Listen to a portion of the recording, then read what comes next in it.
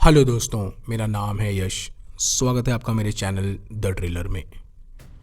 North Korea ये वो देश है जो पूरी दुनिया में अपनी तानाशाही और अजीबोगरीब कानून के लिए जाना जाता है और इसी वजह से दुनिया के ज़्यादातर देश उसे पसंद नहीं करते। मगर इसके अलावा और भी ऐसे बहुत से राज हैं जो नॉर्थ कोरिया के अंदर छुपे हुए हैं। ये वो काले राज हैं जिन्हें लीक करने पर सीधे मौत की सज़ा है और आज ऐसे ही एक राज की कहानी मैं आपको सुनाने जा रहा हूँ।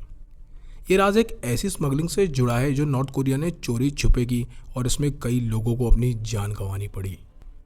कहानी शुरू होती है 15 अप्रैल 2003 से, जब एक बहुत बड़ा शिप साउदर्न ऑस्ट्रेलिया कोस्ट की तरफ बढ़ रहा था और इस शिप का नाम था पोंगसू। इस शिप में कुछ लोग लगभग 150 किलो हेरोइन को अलग अलग पैकेट्स में डिवाइड करते हैं और हर पैकेट का वजन लगभग 25 किलो था। इसके कुछ ही देर बाद एक छोटी बोट पानी में उतारी गई जिसमें दो लोग सवार होते हैं और उसमें पहले शख्स का नाम था टोंग वोंग और दूसरे का नाम सामने नहीं आया। इन दोनों लोगों का बस ये काम था कि वो इस बोट को समंदर के किनारे तक ले जाएं और ये हेरोइन सप्लायर तक पहुंचाकर वापस शिप पर आ जाएं। चूँकि इस वक्त समंदर में लहरें बहुत ज़्यादा थीं और वो थोड़े ही दूर आगे बढ़े थे कि तभी उनकी बोट पलट गई और दोनों पानी के अंदर चले गए। इन दोनों में से एक शख्स का सर पत्थर से टकराया और उसकी मौत हो गई, जबकि टोंग वोंग किसी तरह उसकी डेड बॉडी को लेकर किनारे तक पहुंच गया। बहरहाल उसने अपने साथी की डेड बॉडी को वहीं किनारे पर दफन किया और थोड़ी ही देर बाद ये हेरोइन के पैकेट्स भी तैरते हुए किनारे तक पहुंच गए। हालांकि ये 6 पैकेट्स थे, मगर एक पैकेट समंदर में कहीं गायब हो गया और 5 पैकेट्स ही किनारे तक पहुँच पाए। उधर किनारे पर खड़े सप्लायर अपने 2 बंदों के साथ इंतजार कर रहा था और 25 किलो के 5 पैकेट्स देखकर वो परेशान हो गए। गाड़ी में जगह कम होने की वजह से वो सभी पैकेट्स एक साथ नहीं ले जा सकते थे, इसीलिए 2 पैकेट्स उन्होंने गाड़ी में लोड किए और बाकी 3 पैकेट्स यानी 75 किलो हेरोइन उन्होंने वहीं रेत के नीचे गाड़ दिए ताकि वो इन पैकेट्स को बाद में आकर वापस निकाल सकें।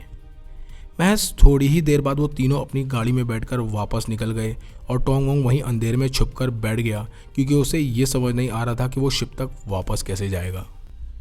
उधर पोंगसू शिप में मौजूद बाकी लोग इस बात से बेखबर थे कि उनके साथियों के साथ क्या हुआ है और वो वापस लौटेंगे भी या नहीं। ये कहानी असल में स्मगलिंग से कई महीनों पहले और ऑस्ट्रेलिया से हज़ारों किलोमीटर दूर नॉर्थ कोरिया से शुरू होती है। सन 2003 में नॉर्थ कोरिया पर कई देशों ने ट्रेड और ट्रैवल बैन लगा दिए थे, जिसकी वजह से वहाँ के हालात बहुत ख़राब हो गए और वहाँ के लोग भुखमरी और काम की कमी का शिकार होने लगे। इस परेशानी से निपटने के लिए नॉर्थ कोरिया रेजिम को पैसों की ज़रूरत थी और पैसे मतलब US डॉलर, और तब उन्होंने वो किया जो किसी भी देश के लिए नामुमकिन था। नॉर्थ कोरिया दुनिया के सबसे बड़े इलीगल बिजनेस में घुसा और ड्रग स्मगलर बन गया। 25 फरवरी 2003 की सुबह पोंगसू नाम का एक शिप नॉर्थ कोरिया के पोर्ट से रवाना होता है। ये शिप जापान में सन 1980 में बनाया गया, जो खास करके टिम्बर लाने ले जाने के लिए डिज़ाइन किया गया था, मगर अब ये शिप पुरानी होती जा रही थी। जगह जगह इसमें जंग लग चुका था और इसकी मशीनरी भी खस्ता हाल थी, मगर इसे कमर्शियली यूज़ करने के लिए मॉडिफाई कर दिया गया। इसके बेसमेंट को एक बड़े फ्यूल टैंक में बदल दिया गया ताकि शिप लंबी दूरी तय कर सके और ये शिप किसी भी पोर्ट में बिना घुसे पूरी दुनिया का चक्कर लगा सकती थी। इस शिप पर लगभग 30 क्रू मेंबर सवार हुए, जिन्हें सोंगमा नाम का कैप्टन लीड कर रहा था, मगर ये कोई आम लोग नहीं थे। इस शिप पर चोंग डोंग सोंग भी सवार था, जो कोरियन वर्कर पार्टी का पॉलिटिकल सेक्रेटरी था, और वो शिप पर इसीलिए सवार हुआ ताकि शिप पर मौजूद कोई भी शख्स भाग न सके और वो सभी स्मगलिंग को बखूबी अंजाम दे सकें।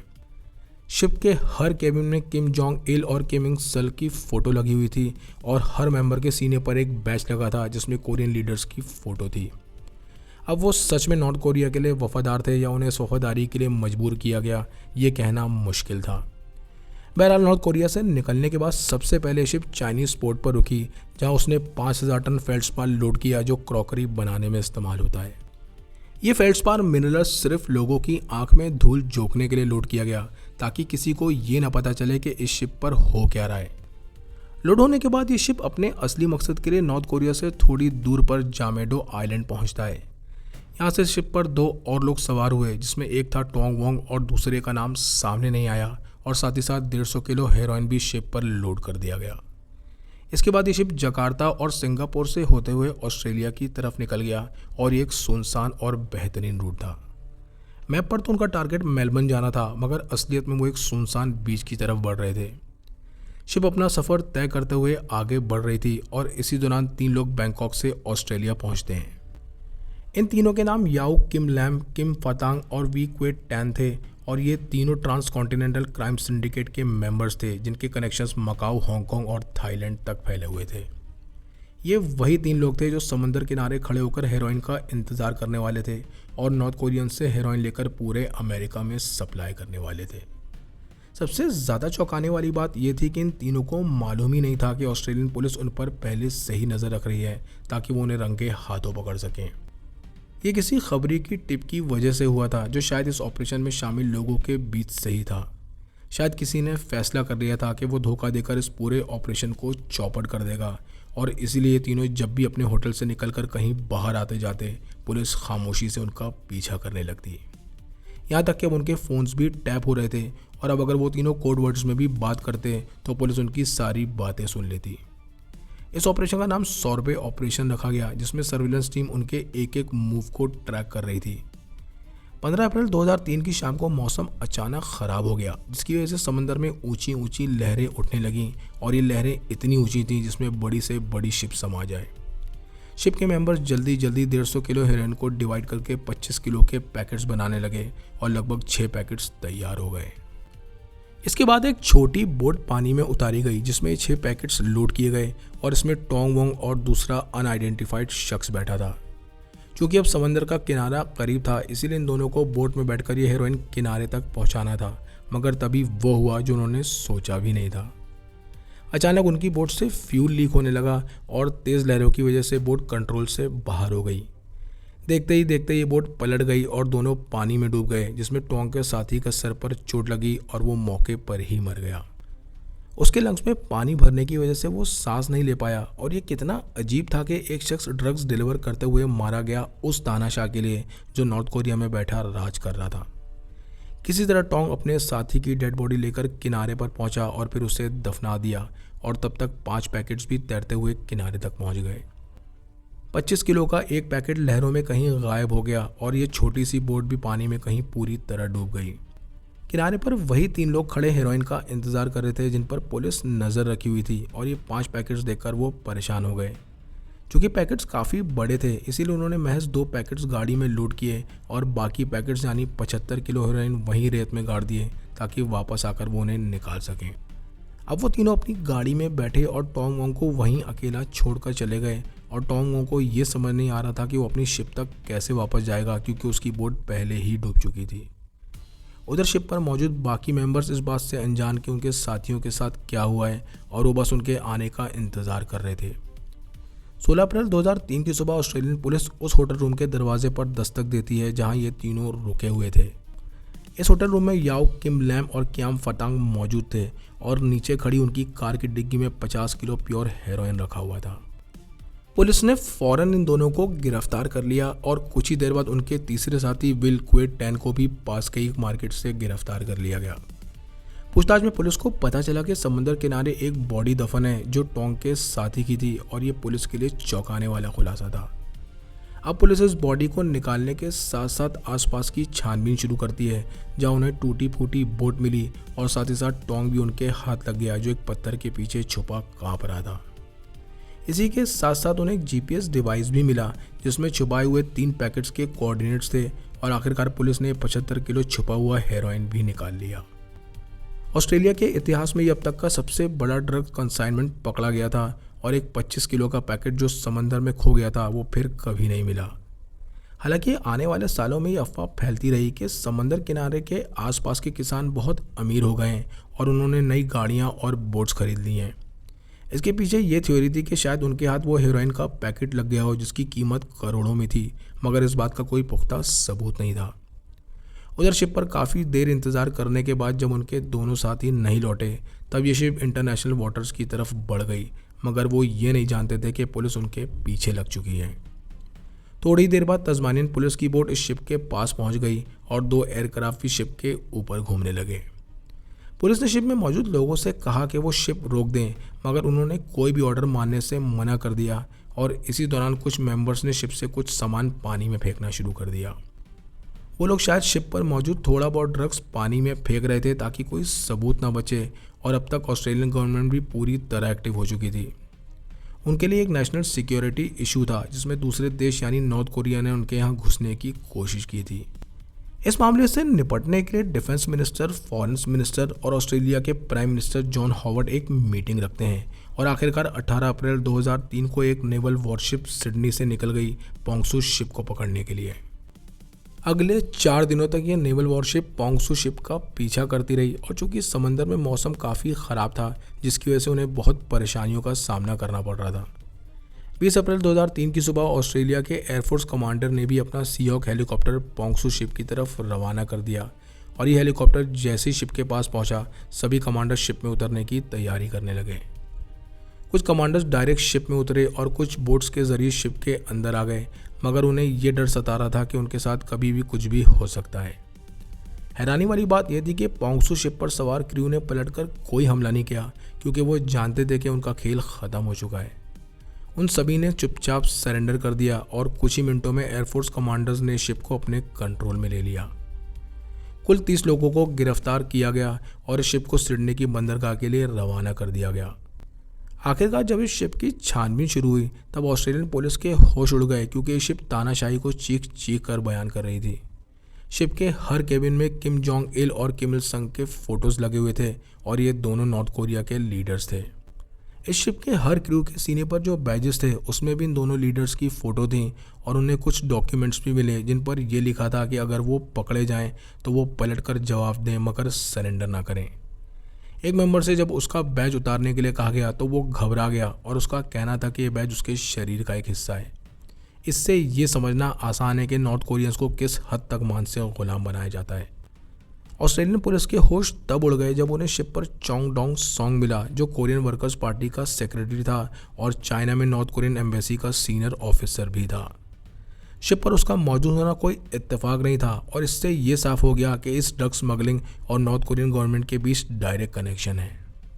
ये तहकीकात अगले कई सालों तक चली और सबसे पहले उन 4 लोगों को सज़ा सुनाई गई जिन्होंने समंदर किनारे हेरोइन छुपाया था और इनमें टोंग सोंग भी शामिल था। उन चारों को 22 से 24 सालों के बीच सज़ा सुनाई गई और अब वो ये सज़ा काट कर ही जेल से बाहर निकलेंगे। इन चारों की बस ये गलती थी कि उन्होंने एक तानाशाह से डील की थी जिसकी उन्हें बहुत बड़ी कीमत चुकानी पड़ी। शिप के मेंबर्स में से लगभग 26 लोगों को मार्च 2004 में रिहा कर दिया गया क्योंकि उनके खिलाफ कोई पुख्ता सबूत नहीं मिले। इन सभी लोगों को बैक्स्टर डिटेंशन सेंटर में रखा गया था जिसके बाद इन्हें वापस नॉर्थ कोरिया डिपोर्ट कर दिया गया।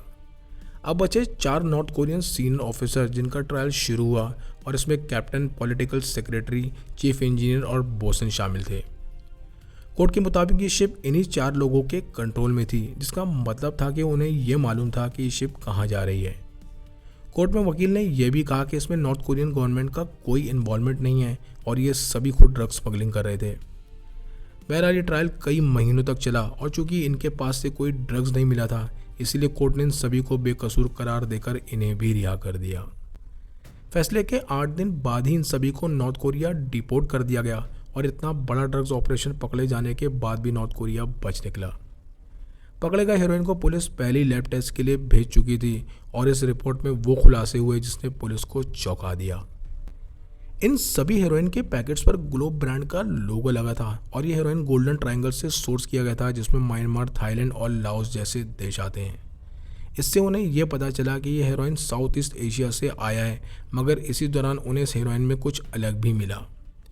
इस हेरोइन में जो केमिकल्स थे वो दूसरे हेरोइन के मुकाबले काफ़ी अलग थे और जो एसिड और न्यूट्रल कंपाउंड्स इसमें मौजूद थे वो काफ़ी ख़तरनाक थे। जो स्टेराइल मॉलिक्यूल इसमें होना चाहिए थे वो इसमें से गायब थे और जो कंपाउंड्स इसमें नहीं होने चाहिए थे वो इसमें मौजूद थे। केमिकल से ये मालूम हुआ कि इस हेरोइन को गोल्डन ट्रायंगल से लाकर नॉर्थ कोरिया में ही बनाया गया है। उधर सालों तक पोंगसू शिप सिडनी बंदरगाह पर खड़ी रही जिसके बाद उसे स्नेल्स बंदरगाह भेज दिया गया। अब ये शिप ऑस्ट्रेलियन गवर्नमेंट पर बोझ बनती जा रही थी क्योंकि इसके मेंटेनेंस में हर महीने उनके $90,000 खर्च हो रहे थे और जिन नॉर्थ कोरियन ऑफिसर्स के लिए वकील हायर किए गए थे उसमें भी ऑस्ट्रेलियन गवर्नमेंट के $3 मिलियन खर्च हो गए। आखिरकार डिफेंस ऑफिसर्स ने इसका एक रास्ता निकाल लिया और उनमें यह तय हुआ कि वो शिप को जलाकर डुबा देंगे। 21 मई 2006 को यह पोंगसू शिप स्नेल्स बंदरगाह से 140 किलोमीटर दूर बीच समंदर में लाई गई जिसके बाद इसमें से बचा कुचा सामान निकाल लिया गया और इसमें नॉर्थ कोरियन लीडर्स की फ़ोटोज़ भी थी जो उन्हें वापस कर दी गई। 23 मार्च 2006 की सुबह 2 F-11 fighter jets Australian airbase से उड़ान भरते हैं और इन दोनों जेट्स में GBU-10 लेज़र बॉम्ब्स लोड थे। हर बॉम्ब का वजन लगभग 1000 किलो था और ये मुश्किल से मुश्किल टारगेट को तबाह करने के लिए डिज़ाइन किए गए थे। बहरहाल इन दोनों फाइटर जेट्स ने ये बॉम्ब पोंगसू शिप पर गिरा दिए, जिसकी वजह से शिप में होल हो गया, मगर इसके बावजूद भी ये शिप डूबी नहीं। चूँकि ये शिप बड़े बड़े हमले झेलने के लिए बनाई गई थी, इसीलिए कुछ नेवी ऑफिसर्स को शिप के नीचे भी बॉम्ब लगाने पड़े ताकि ये पानी में डूब सके। आखिरकार ये शिप पानी में डूब गई और ऑस्ट्रेलिया ने नॉर्थ कोरिया के साथ साथ पूरी दुनिया के ड्रग स्मगलर्स को ये मैसेज दे दिया कि अगर उनसे उलझोगे तो उन्हें इसका अंजाम भुगतना पड़ेगा। ये शिप अपने साथ साथ बहुत सारे राज लेकर ऑस्ट्रेलियन समंदर में डूब गई, मगर आखिरकार कुछ राज और सामने आ गए।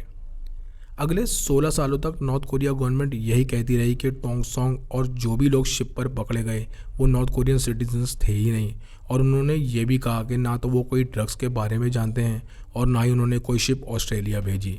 मगर 2019 में कुछ अजीब और अलग हुआ।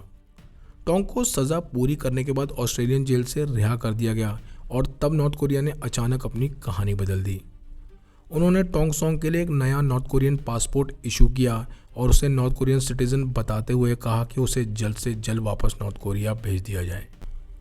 आखिरकार टोंग को भी 2019 में नॉर्थ कोरिया डिपोर्ट कर दिया गया और एक जर्नलिस्ट जिसकी टोंग से जेल में दोस्ती हो गई थी, उसका यही कहना था कि नॉर्थ कोरिया पहुंचते ही टोंग को मार दिया जाएगा, क्योंकि नॉर्थ कोरिया उस गलती को कभी माफ़ नहीं करता जिससे उसके देश की बदनामी हो। हालांकि ये कभी पता नहीं चला कि इसके बाद टोंग के साथ क्या हुआ, मगर फिर वो कभी किसी को दिखाई नहीं दिया। आपको ये कहानी कैसी लगी कमेंट सेक्शन में लिखकर ज़रूर बताएं। चैनल को लाइक और सब्सक्राइब करें। मिलते हैं नेक्स्ट वीडियो में।